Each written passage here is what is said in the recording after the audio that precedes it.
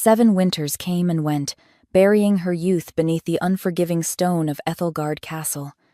7 years a queen in name, an outcast in reality, untouched by her Alpha King, until midnight struck on the blood moon, bringing a desperate knock to her chamber door and a terrifying demand. Rain lashed against the leaded glass windows of the great hall, a relentless drumbeat that matched the tense atmosphere of the solstice feast.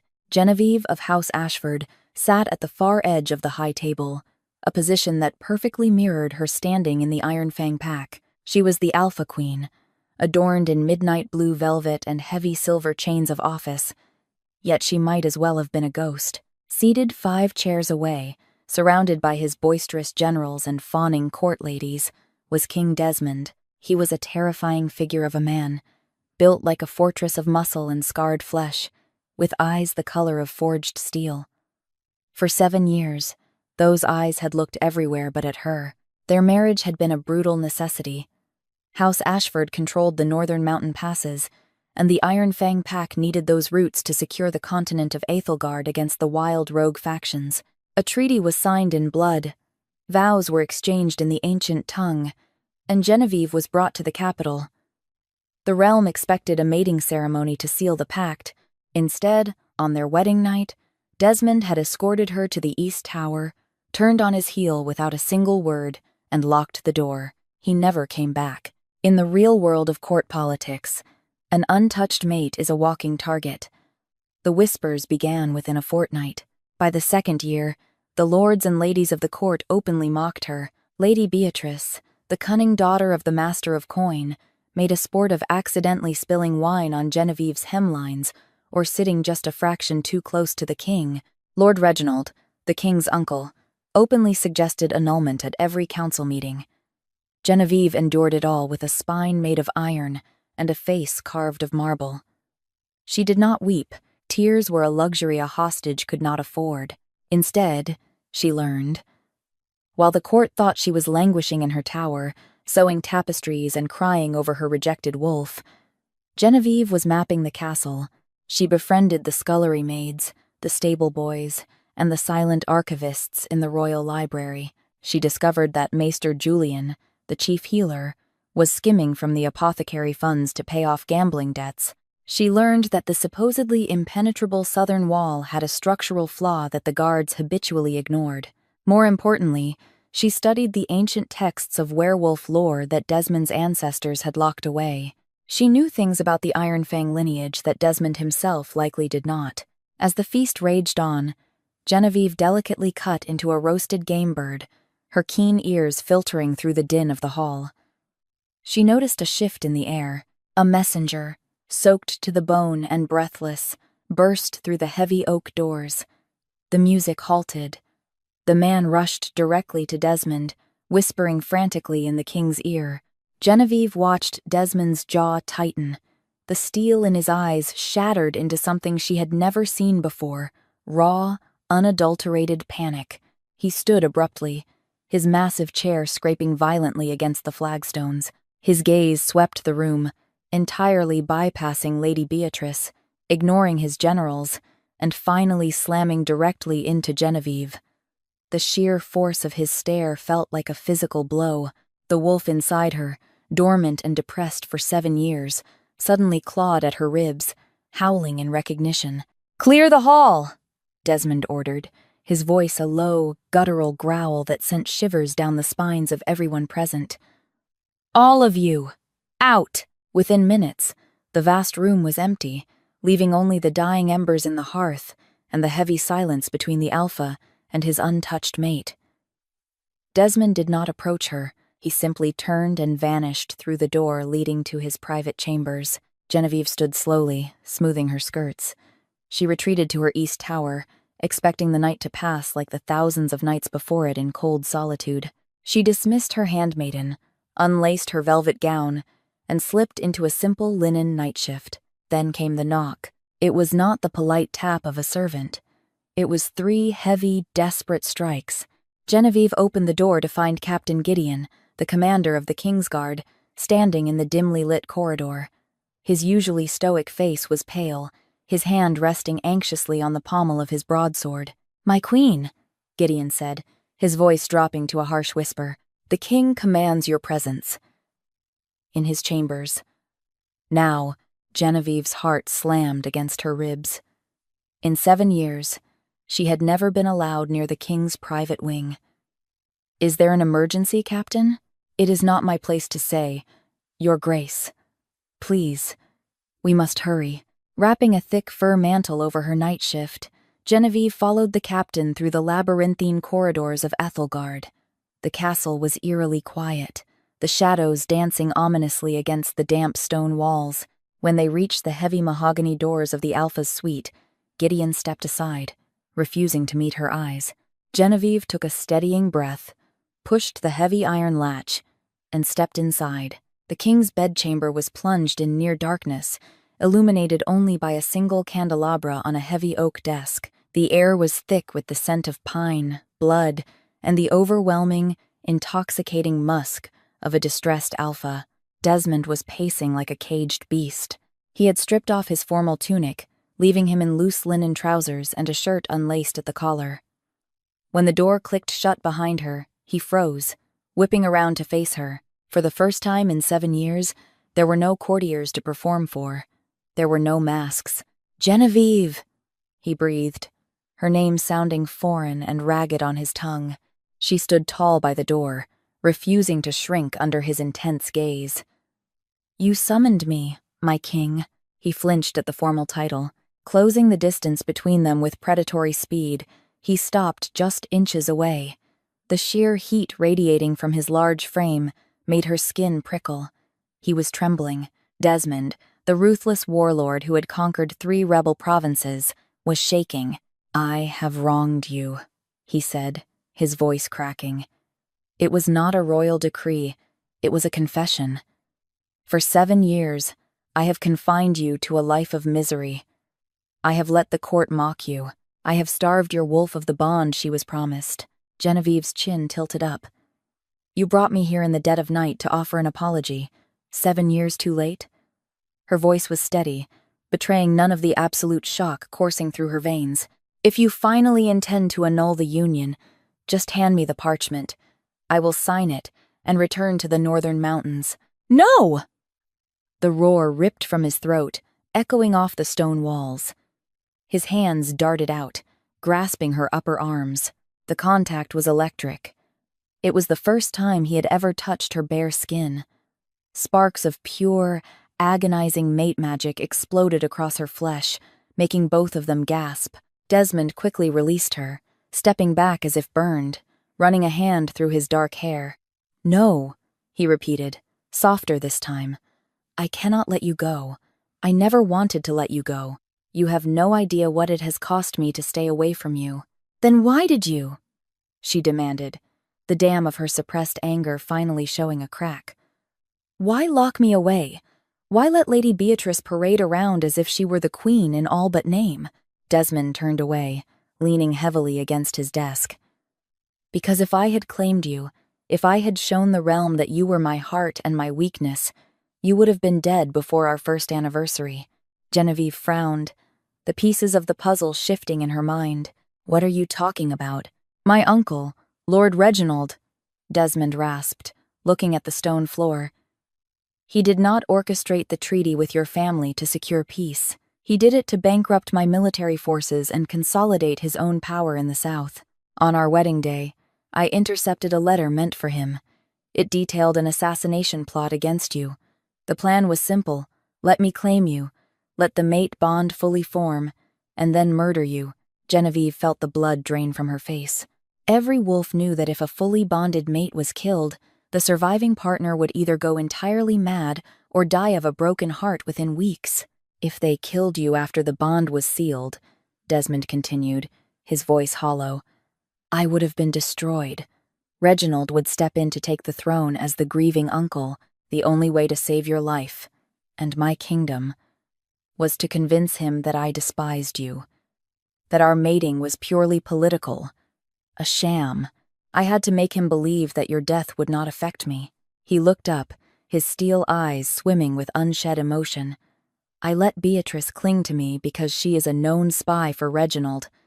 I fed her false information, I let the court treat you like a ghost so that Reginald would view you as a useless pawn, not a threat. I locked you in the East Tower because it is the only sector of the castle guarded by men loyal only to me. Genevieve's mind raced. 7 years of humiliation. 7 years of freezing loneliness. All of it was a meticulously crafted stage play to keep her breathing. The resentment she had harbored warred fiercely with the sudden, overwhelming realization of his sacrifice. If this is true, she whispered, stepping closer to him. Why break the silence now? Why summon me tonight? Desmond's expression hardened into something desperate and terrifying. He stripped off his shirt, turning his back to her.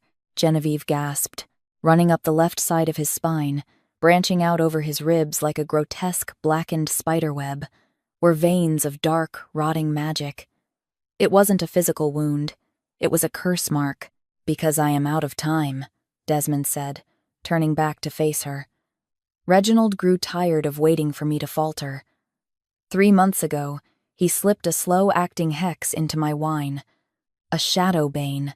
It is slowly suffocating my wolf, rotting me from the inside out. He stepped into her personal space again, looking down at her with a vulnerability that broke her heart. Tomorrow morning, Reginald plans to challenge me for the alpha title in the sparring ring. He knows I am weakened. He knows my wolf cannot rise to meet the challenge. If I decline, I forfeit the crown, and he slaughters us both.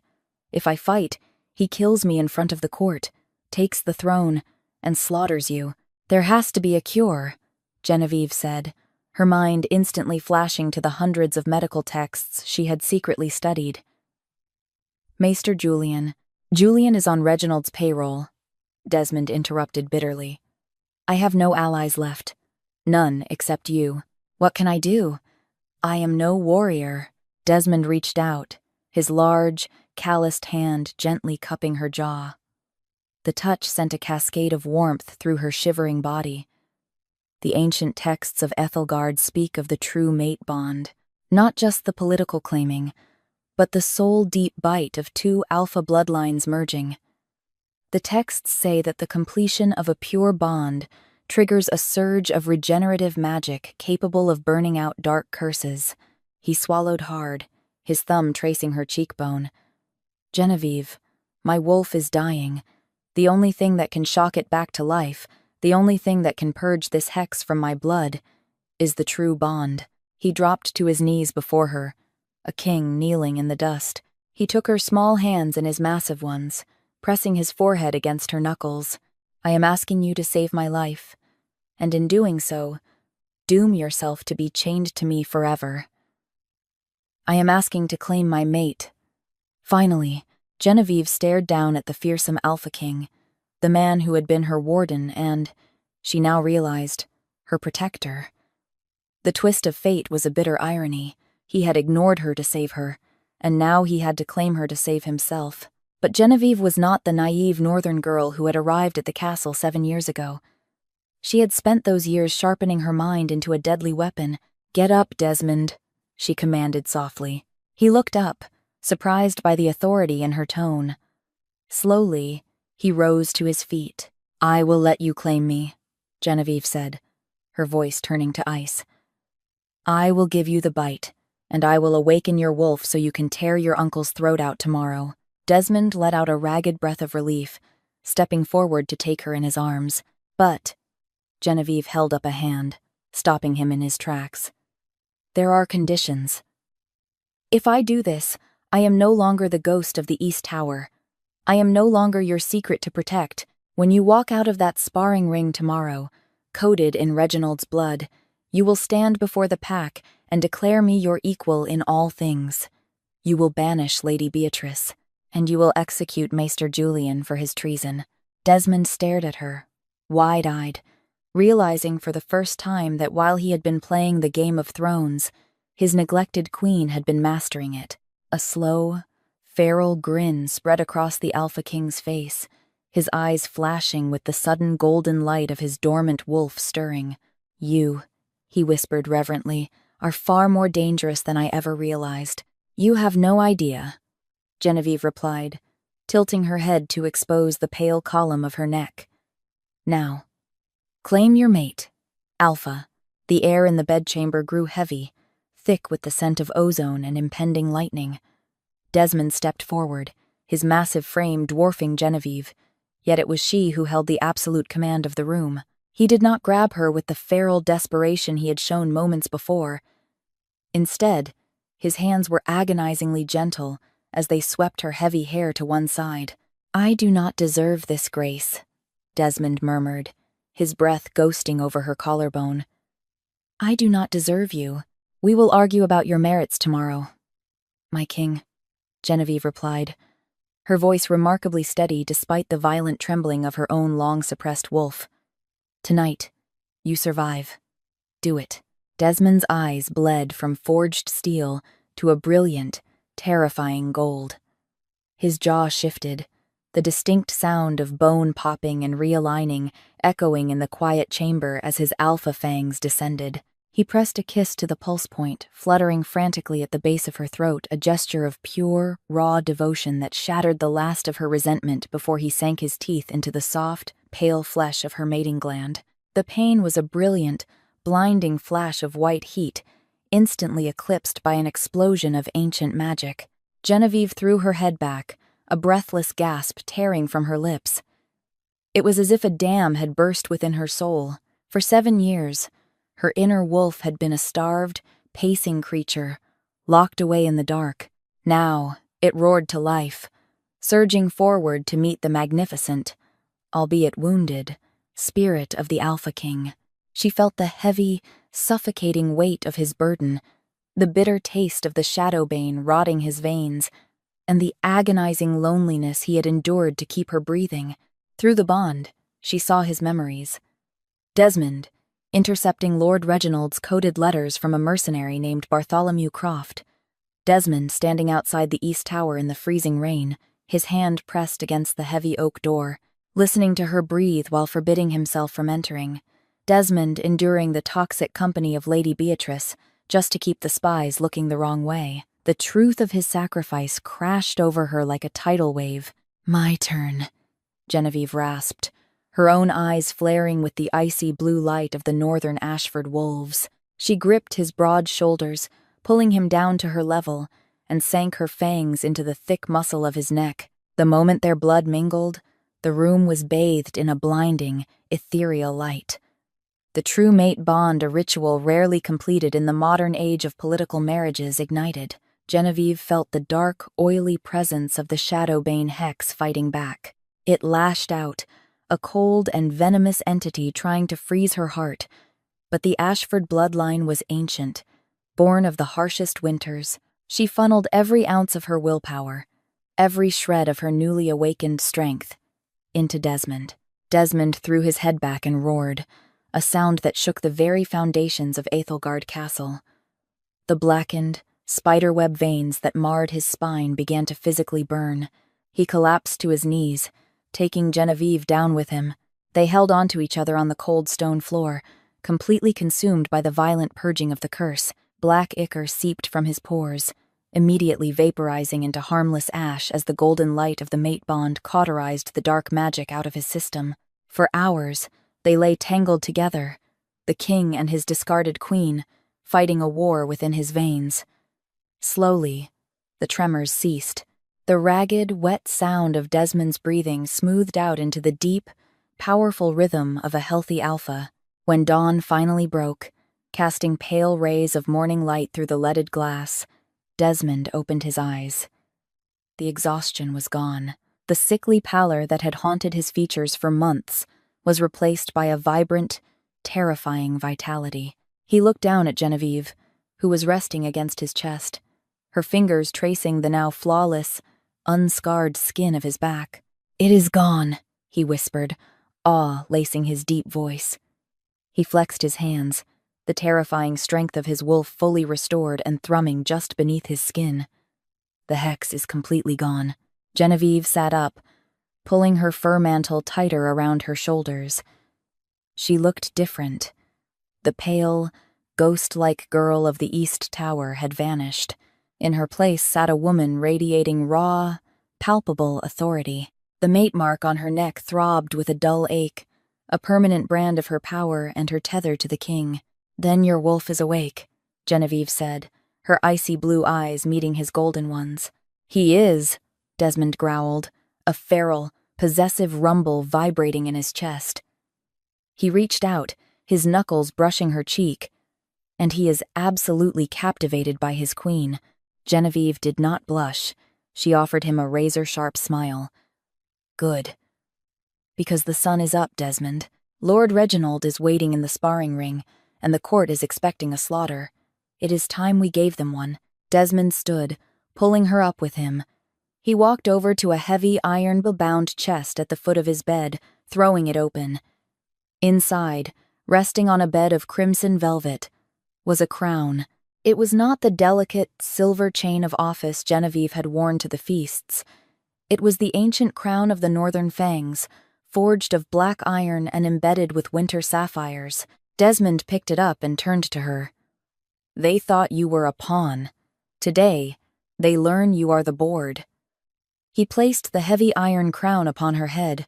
"Are you ready, my queen? Lead the way, my alpha." Dawn broke over the brutalist granite amphitheater of Ethelgard, casting long, bloody shadows across the frost-covered ground. Snow drifted softly over the viewing stands, where the entirety of the Ironfang court huddled in breathless, morbid anticipation. Lord Reginald stood at the dead center of the sparring ring. Stripped to the waist, the aging but heavily muscled traitor exuded arrogant, terrifying confidence. Beside the arena gates, Lady Beatrice smirked from beneath her heavy white fox furs, whispering conspiratorially to a profusely sweating Maester Julian. They were entirely convinced the Alpha King would arrive crawling, ravaged from the inside out by the Shadowbane hex. "Sunlight has crested the southern watchtower," Reginald bellowed, his voice echoing off the ancient stone, laced with a triumphant sneer. "If my nephew, the so-called Alpha King, fails to answer my challenge, he forfeits the throne by the ancient laws of our kind." Silence answered him. Then, the heavy iron portcullis shrieked upward with a deafening grind. The royal heralds did not sound their horns. They did not need to. The suffocating, pure predatory aura that flooded the courtyard announced the king perfectly. Desmond strode into the arena. He was not stumbling, nor was he pale. He moved with the terrifying, fluid grace of an apex predator at the absolute height of its power. Bare-chested in the freezing air, his skin was flawless, completely purged of the blackened, rotting veins that had plagued him for months. But the collective gasp that rippled through the nobility, prompting even the famously stoic Duke Alistair Kensington to drop his silver goblet in shock, was not for the miraculously healed king. Walking flawlessly in step beside the Alpha was Genevieve. Clad in structured black leather and dark northern wool, she looked nothing like the fragile, neglected ghost they had mocked for 7 years. Upon her head rested the ancient, black iron crown of the Northern Fangs. Even more devastating was her neck. Displayed proudly for the entire court to witness was a freshly bitten, raw mate mark, radiating pure, untamed alpha magic. Reginald's arrogant sneer vanished entirely. His meticulously plotted treason shattered before his very eyes. Desmond paused at the edge of the ring, turning to face Genevieve. He bowed his head to her in a shocking, very public display of submission that sent murmurs ripping through the viewing stands. She nodded once, gracefully ascending the steps to the obsidian throne overlooking the sand. Only then did Desmond vault the stone wall, landing heavily in the center of the ring. "You challenged me for my crown, uncle," Desmond growled, his voice a lethal, vibrating baritone. "I am here." Panic flared wildly in Reginald's eyes. He forced his body to shift, his bones snapping loudly as he transformed into a hulking, gray lichen beast. He lunged instantly. A desperate, roaring blur of teeth and claws. Desmond did not fully shift. Fueled by the true mate bond and driven by 7 years of fiercely suppressed rage, his eyes burned like miniature golden suns. He simply vanished from Reginald's path, moving faster than the eye could track, reappearing to drive a bone-shattering blow directly into the beast's ribs. The sickening crack silenced the courtyard. Desmond parried a frantic, snapping bite, seized the scruff of Reginald's neck, and slammed the massive wolf into the granite floor with earth-shaking force. With one brutal, sickening twist, Desmond snapped the traitor's neck. The massive wolf went limp, shifting back into Reginald's lifeless human form. Desmond wiped the blood from his claws, turning his burning golden gaze to the terrified lords. "Does anyone else wish to challenge my claim?" Captain Gideon immediately dropped to one knee in the snow, followed swiftly by Duke Kensington and the rest of the trembling court. "My queen," Desmond said, gesturing to the obsidian throne. "The floor is yours." Genevieve stood slowly, her icy blue eyes locking onto the remaining conspirators. "Captain Gideon, seize Maester Julian and Lady Beatrice." She tossed a heavy, leather-bound ledger into the frosted sand at their feet. "I spent 7 years locked in the East Tower reading. This ledger contains every receipt of Shadowbane purchased by Julian on the eastern black markets, paid for by Reginald, and delivered directly to the king's cupbearer by Beatrice." "This is a lie!" Beatrice shrieked, struggling against the guards. "You are an accessory to attempted regicide," Genevieve stated coldly, her voice ringing with absolute, undeniable authority. "Maester Julian will hang before sundown. Lady Beatrice, you are stripped of your name and banished to the rogue lands. If you ever return, the wolves will feast." As the guards dragged the sobbing, ruined traitors away, Genevieve stepped down into the ring to take Desmond's bloodied hand. "The Iron Fang pack is no longer divided," she proclaimed to the kneeling nobility. "The king and queen stand as one, and we will mercilessly destroy anyone who threatens our peace." Genevieve and Desmond ruled Aethelgard not as captor and captive, but as equals forged in fire. The ghost of the East Tower became the realm's most formidable Alpha Queen, her mind as sharp as her mate's claws. Their bond, born from a desperate gamble, healed a broken kingdom. They proved that true power lies not in deception, but in the unbreakable trust between a wolf and his chosen mate.